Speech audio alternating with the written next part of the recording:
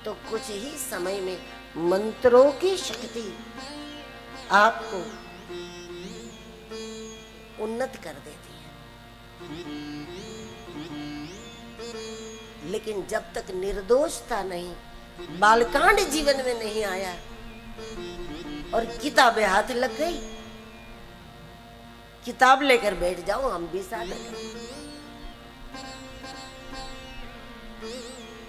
किसी विद्वानों के द्वारा मंत्र ले लो और कहो कि बस मुझे भी इसको 1.25 करोड़ जपना है, 5 करोड़ जपना है, मुझे भी इसका लंबा अनुष्ठान करना है, और आसन लगाकर बैठ जाओगे तो साधना से नुकसान होगा। वो लाभ तो नहीं करेगी बल्कि भारी नुकसान करेगी, बड़ा नुकसान करेगी। इसलिए गोस्वामी जी बता रहे हैं, जीवन में सबसे पहले निर्दोषता स्थिर होनी चाहिए, और निर्दोष बनने के लिए, निस्वार्थ बनने के लिए गुरुजनों के सानिध्य में जाकर ही हमारा कपट छूटता है।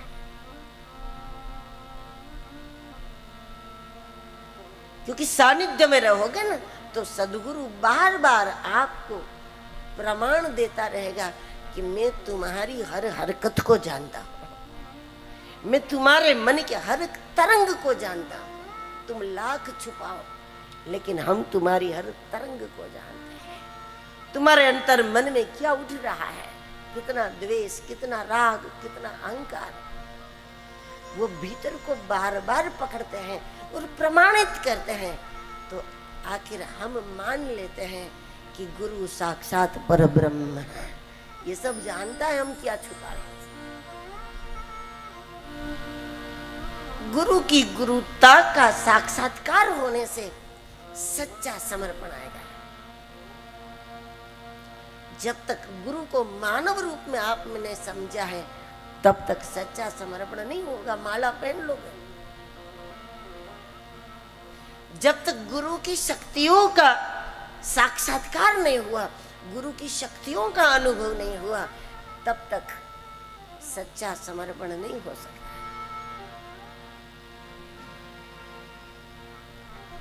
जब ये बात आपके अनुभव में आ गई कि ये मेरे भीतर को जानते हैं, ये मेरी हर तरंग को जानते हैं, मेरे मन की वृत्तियों को पकड़ता है, जब ये बात आपको लगेगी, महसूस होगी, तब सहज समर्पण हो जाएगा, तब सच्चा समर्पण होगा। और जब सच्चे समर्पण कोई कर लेता है तो गुरु कृपा उसको सेवक नहीं रहने देगी, उसको साधक बना देगी। इन सारे अनुभवों से गुजरे हैं गोस्वामी तुलसीदास जी, और अंततः वो साधक बने। और तब गोस्वामी जी एक अलग ही प्रकरण रखते हैं रामचरितमानस में। बंदहु गुरु पद कंज कृपा सिंधु नर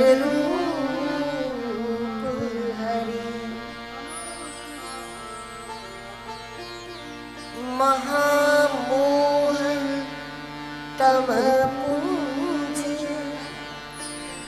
जासु वचन रवि कर।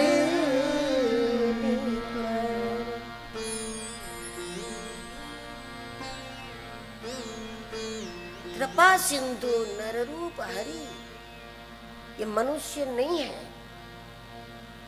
अपने सदगुरु के लिए गोस्वामी जी ने कहा कृपा सिंधु नर रूप हरि, ये मनुष्य नहीं है।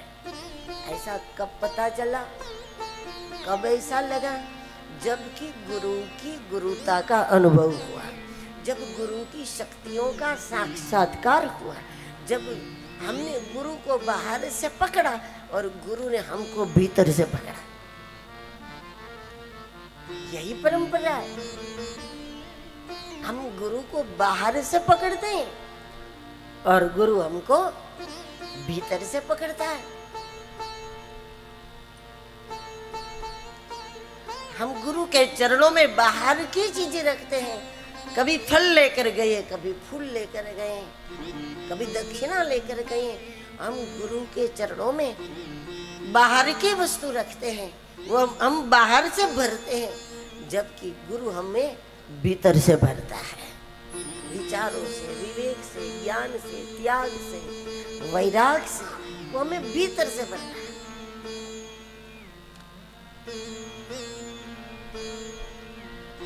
क्योंकि मन की वृत्तियों को परखना, मन के वृत्तियों को पकड़ना, मन के वृत्तियों को सुधारना, मन के वृत्तियों को बदलना, यही गुरु का कर्तव्य होता है। बड़ा प्रसिद्ध दोहा है, श्री गुरु चरण सरोज रज, निज मन मुकुर सुधार। निज मन मुकुर सुधार। ऐसा कहीं भी लिखा हुआ नहीं है कि गुरु की कृपा हो जाए तो हमारे तन में परिवर्तन हो जाए, या फिर गुरु की कृपा हो जाए तो हमारे धन में परिवर्तन हो जाए। कल हमारी जेब में कुछ नहीं था और गुरु की कृपा हो गई, आज हमारा जेब भर गई। कल हमारे पास साइकिल थी और आज गुरु की कृपा हो गई, हम हेलीकॉप्टर में बैठ गए। ये परिवर्तन का उल्लेख ही नहीं है कहीं पे। ये तो मामूली परिवर्तन है। कोई राजा महाराजा, कोई नेताओं से परिचित हो, परिचय हो जाए तो भी आप हेलीकॉप्टर में घूम सकते हैं। ये तो मामूली बात है।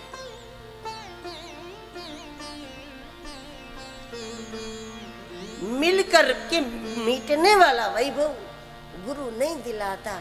गुरु वो वैभव दिलाता है जो मिलकर के कभी मिटता ही नहीं। कृपा सिंधु नर रूप हरि, बहुत बड़ी कृपा तो गुरु की ये होती है। वो ये चाहते हैं कि परमात्मा का अनुभव करने में, आत्म साक्षात्कार करने में मुझे जितना समय लगा है, मेरे शिष्य को उतना भी समय ना लगे जितना मुझे लगा। अब संसार की भाषा आप देखो, आप सबका अनुभव है। संसार में जब कोई वस्तु आपको जल्दी जल्दी चाहिए तो संसार क्या कहेगा? संसार कहेगा ऐसे नहीं मिलता, हमने भी बहुत मेहनत की है,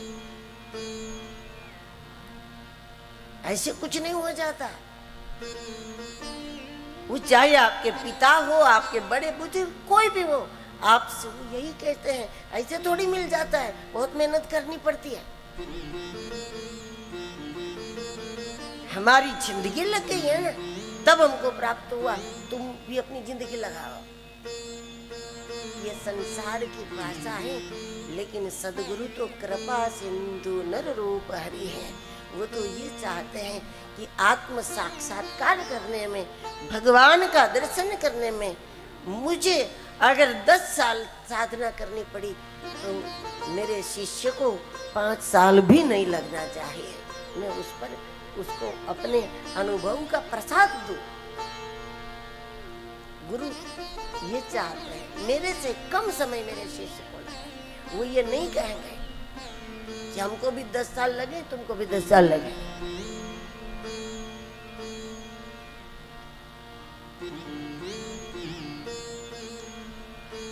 गुरु कौन होता है? गुरु वो नहीं जो हमें अज्ञानी साबित करे। गुरु वो होता है जो हमें कृपा पूर्वक ज्ञान प्रदान करे। 2 प्रकार के विद्वान होते हैं दुनिया में, 2 प्रकार के महापुरुष होते हैं। एक वो होता है जो हमें ज्ञान कभी नहीं देता, वो हमेशा हमें अज्ञानी साबित ही करने के चक्कर में रहता है।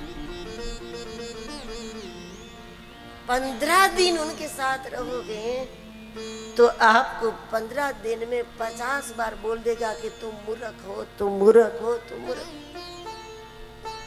तुम अज्ञानी हो, तुम बेवकूफ हो। 15 दिन में वो 50 बार कह देंगे कि तुम मूर्ख हो। लेकिन जो वास्तव में गुरु होगा वो कभी ये नहीं कहेगा कि तुम अज्ञानी हो, तुम मूर्ख हो। वास्तव में जो गुरु होगा वो कहेगा कि तुम जैसे भी हो, जैसा भी हो, तुम मेरा हो और तुम्हारी कमियों को हटा करके तुम्हें ज्ञान प्रदान करना ये मेरा काम। वास्तविक गुरु, सच्चे गुरु अज्ञानी साबित नहीं करता, वो ज्ञान प्रदान करता है। अब जो भूखा है उसको 10 बार यही सुनाओ दिन भर कि तुम तो भूखे हो, तुम तो भूखे हो, तुम तो भूखे हो, तो वो तो है ही।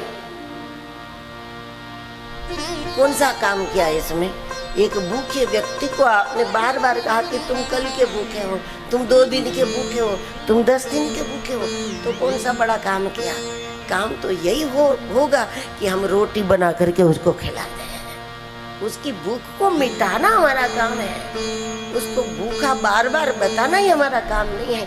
विद्वान ये करता है कि वो अज्ञानी को अज्ञानी साबित करता है, और गुरु वो होता है जो साबित कुछ नहीं करता, वो उसको ज्ञान प्रदान करता है। इसलिए कृपा सिंधु नर रूप हरि, बंदहु गुरु पद कंज। गोस्वामी जी गुरुदेव के चरणों को कंज बताते हैं। कंज मानी कमल। गुरुदेव के चरण कमल समान होते हैं। चरण यानी आचरण। यह गुरुत्व का परिचय है।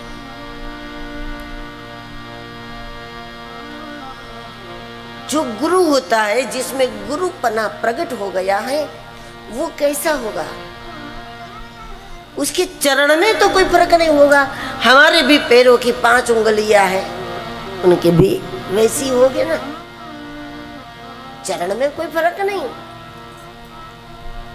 लेकिन बंदहु गुरुपद कंज, जो गुरु पद को प्राप्त कर लेता है, जो गुरु की भूमिका को प्राप्त कर लेता है, गुरु पद है।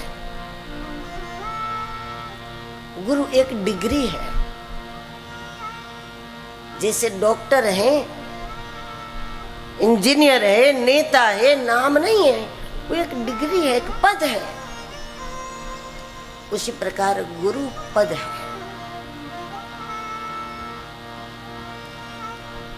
जब कोई गुरु पद को प्राप्त कर लेता है तो उनका आचरण कमल जैसा हो जाता है। बंदहु गुरुपद कंज। जैसे कमल पानी में रहकर भी पानी से दूर है, उसको पानी लगता ही नहीं। कीचड़ में रहकर भी कीचड़ से मुक्त है, उसको कीचड़ लगता ही नहीं। उसी प्रकार जब कोई महापुरुष गुरु पद को प्राप्त हो गया तो उसका परिचय यह है कि वो संसार के बीच में रह गए, लेकिन संसार की वासनाओं से पूर्णता हो। उनके व्यवहार में सांसारिकता नहीं होगी, उनकी वाणी में सांसारिकता नहीं होगी, उनके आचरण में सांसारिकता नहीं होगी, उनके स्वभाव में सांसारिकता नहीं होगी, क्योंकि वो कंज है, वो कमल जैसा है। जगत से दूर नहीं होता, लेकिन जगत से अनोखा होता है। महापुरुष अगर जगत से दूर चला जाए तो फिर जगत का उद्धार कैसे होगा? और जगत के बीच में रह करके वो भी जगत के जैसा हो जाए तो भी जगत का उद्धार कैसे होगा? इसलिए गुरु पद को प्राप्त प्रत्येक महापुरुष ऐसे होते हैं कि जो लोगों के बीच में जरूर रहता है, लेकिन वो जल कमलवत रहता है। जैसे जल में कमल रहता है वैसे अलिप्त रहता है। वो भीड़ में रहकर भी अपने एकांत में स्थिर रहता है। संसार के बीच में रहकर भी संसार की वासनाओं से मुक्त रहता है। इसलिए तो गुरु साक्षात परब्रह्म कहते हैं। हम गुरु को भगवान मानते हैं। कभी कभी हम भगवान से भी गुरु को ऊंचा समझते हैं। तुम ते अधिक गुरु जिय जाने, तुम ते अधिक गुरु जिय जाने, तुम ते अधिक गुरु जिय जाने, तुम ते अधिक गुरु जिय जाने, सकल भाव से सन्माने, सकल भाव से सन्माने, सकल भाव से सन्माने, सकल भाव से सन्माने, तुम ते अधिक गुरु जिय जाने, तुम ते अधिक गुरु जिय जाने, तुम ते अधिक गुरु ही दिए जाने। भगवान राम को वाल्मीकि जी कहते हैं कि प्रभु उनके हृदय में आपका नित्य निवास होना चाहिए, जो अपने गुरु को आपसे भी ऊंचा समझते हैं, आपसे भी बड़ा समझते हैं, आपसे भी अधिक मानते हैं। तुम ते अधिक गुरु जिय जाने, तुम ते अधिक गुरु जिय जाने, सकल भाई से सन्माने, सकल भाव से सन्माने, तुम ते अधिक गुरु जिय जाने, तुम ते अधिक गुरु जिय जाने, तुम ते अधिक गुरु ही जिय जाने। भगवान समझे या भगवान से अधिक, लेकिन ये सब कब? जब ग्रंथों के द्वारा गुरुत्व को पहचान लो। ऐसा नहीं कि आपने जिसको गुरु माना फिर आप उनको भगवान मान लो, फिर भगवान से भी अधिक मान लो। ये नहीं। क्या आपने गुरु को ही गुरु माना है? ये भी एक सवाल है। क्या हमने जिनको गुरु माना है वो गुरु पद को प्राप्त है? कभी कभी झोला छाप डॉक्टर होता है ना, वो भी दवाई दे देते, तो डिग्री तो होती नहीं उसके पास, और हमको पता ही नहीं कि उनके पास डिग्री नहीं है, और बिना डिग्री वाला कुछ दे दे तो फिर क्या दशा होती है। उसी प्रकार हमको ये पता होना चाहिए कि गुरु पद को प्राप्त है कि नहीं, इनमें गुरुता प्रकट हुई है कि नहीं। जिस लोटी में गंगाजल भरा हो उसी को गंगाजल की लोटी कहेंगे ना। अंदर गंगा तो होनी चाहिए, गटर का पानी भरा हो तो कैसे हम बोलते।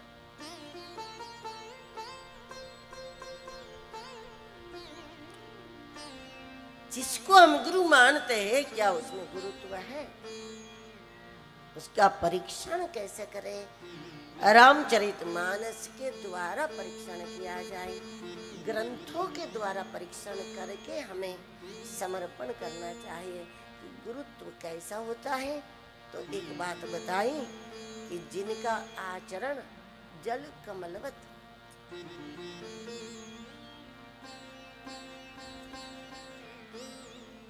संसार का प्रभाव उनके अंतर मन पर नहीं पड़ता।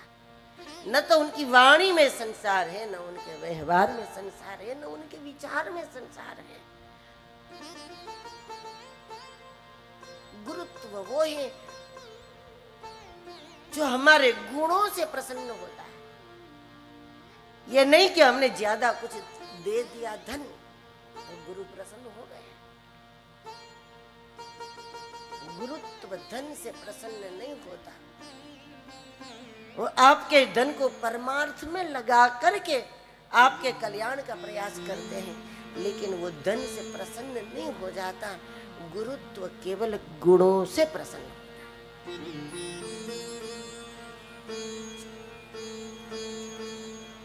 वो हमारे संस्कार को देखकर प्रसन्न होता है, हमारी विनम्रता से प्रसन्न होता है, हमारे विवेक से प्रसन्न होता है, हमारे गुणों से प्रसन्न होता है, हमारे वैभव से प्रसन्न हो जाए। हमारे गुण हो ना हो लेकिन उसको कोई मतलब नहीं, वो गुरुत्व नहीं होता। कृपा सिंधु नर रूप हरि, गुरुत्व वो होता है जिनका आचरण जल कमलवत है, जो असंग आनंद है।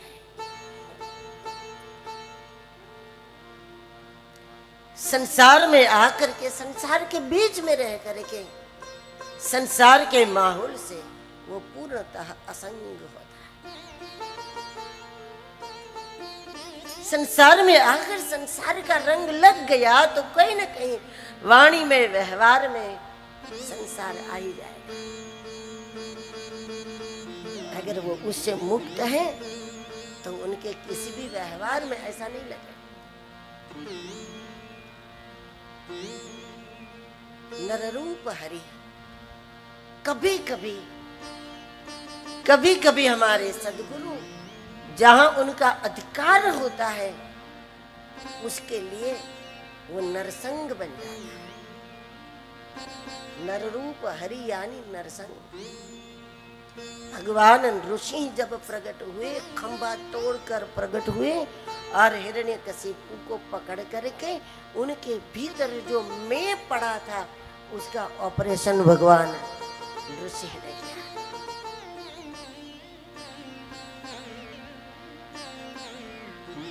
दुनिया की सबसे पहली सर्जरी है यह।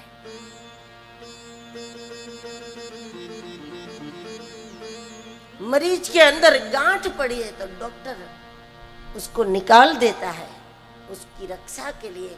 उसी प्रकार जब हमारे भीतर अहंकार पड़ा हो तो सद्गुरु भी कभी कभी कठोर बन करके हमारे भीतर जो मैं पड़ा है, जो अहंकार पड़ा है, उसका ऑपरेशन करता है।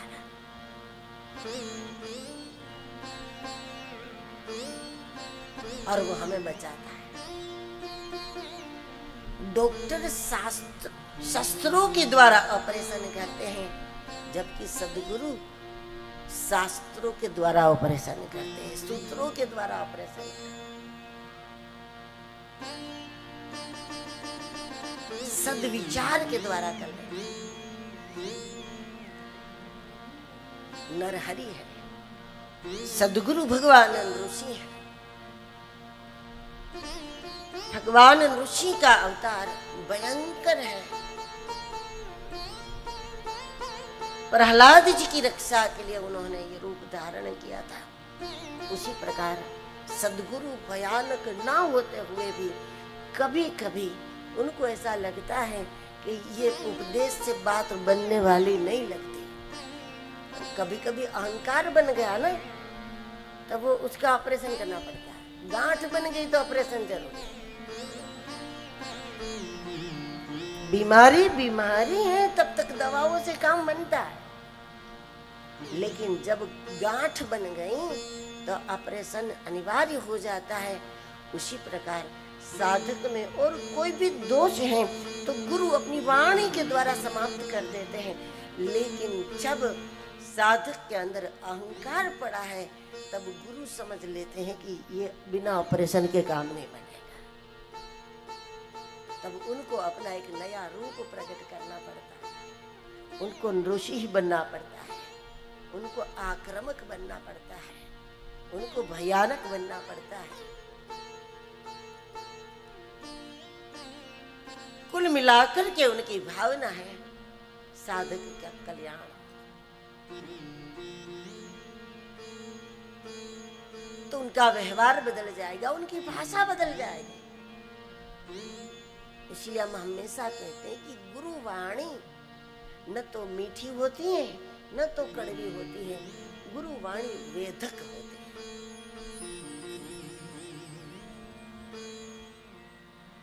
क्योंकि मीठा मीठा सुना करके दुनिया से उन्हें कोई सर्टिफिकेट नहीं लेना, संसार को रिझाने का कोई मतलब नहीं है।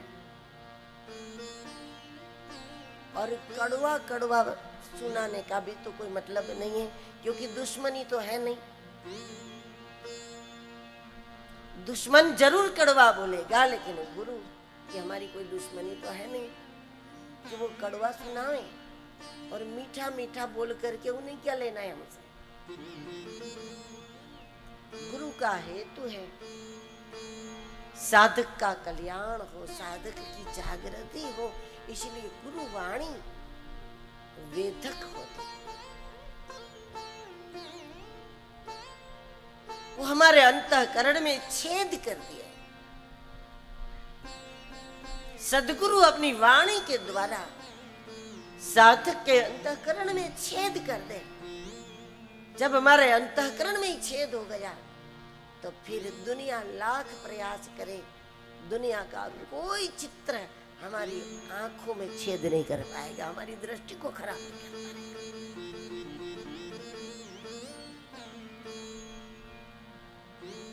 कलयुग में तो दसों दिशा से एक ही प्रयास होता रहता है कि बस कैसे आंखों में छेद कर दे, कैसे हमारी आंखें खराब कर दे, कैसे हमारी दृष्टि विकृत कर दे। दसों दिशाएं ऐसी आजकल।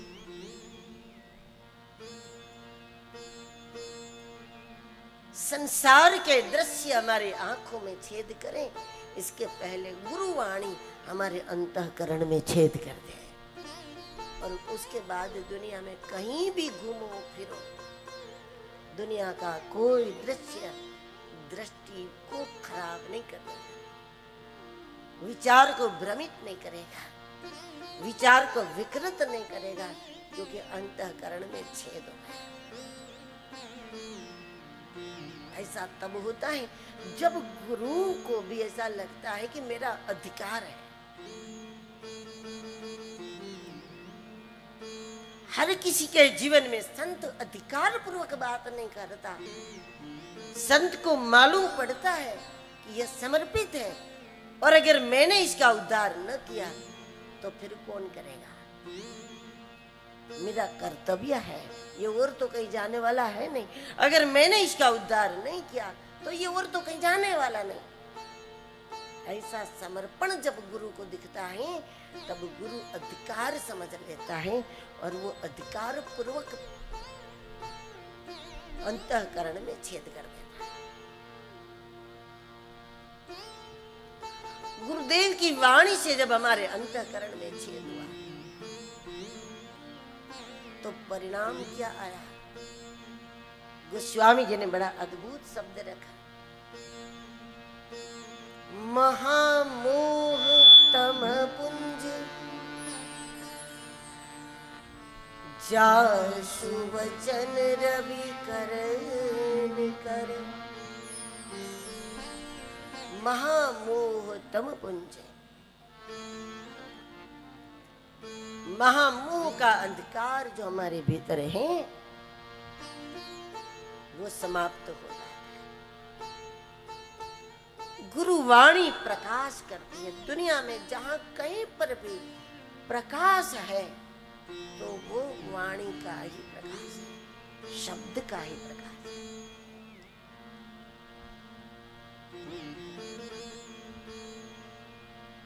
जब शब्द ब्रह्म और पर ब्रह्म की उपासना करने वाला गुरु मिलता है तो साधक के अंतःकरण में प्रकाश करके ही छोड़ता है।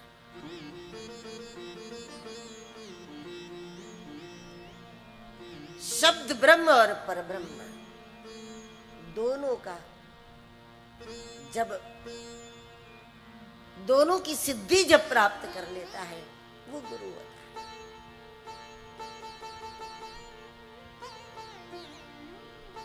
अगर शिष्य पूर्ण रूप से समर्पित हो तो गुरु केवल ब्रह्मनिष्ठ हो तो भी बात बन जाती है। लेकिन जब तक शिष्यों के समर्पण में कमी है, तर्क करता है, बुद्धि लगाता है, तो फिर गुरु को भी शास्त्रों का प्रमाण दे करके उसके साथ बात करनी पड़ती है। इसीलिए शब्द ब्रह्म की आवश्यकता है, नहीं तो केवल परब्रह्म का उपासक पर्याप्त है। लेकिन गुरु शब्द ब्रह्म और परब्रह्म दोनों को पूर्ण रूप से जानता है, तो फिर चाहे शिष्य अधूरा समर्पण करे या पूर्ण समर्पण करे, जो पूरा समर्पित है वो गुरु की ब्रह्मनिष्ठा से उसका कल्याण हो जाएगा, और जिसका अधूरा समर्पण है तो गुरु के शब्दों के द्वारा उसका पूर्ण समर्पण हो जाएगा। महामोह तम पुंज। उत्तरकांड में गोस्वामी जी ने एक बात स्पष्ट की है कि मानव जितना भी पाप करता है उसकी जड़ है केवल और केवल मोह। मोह सकल व्याधिन के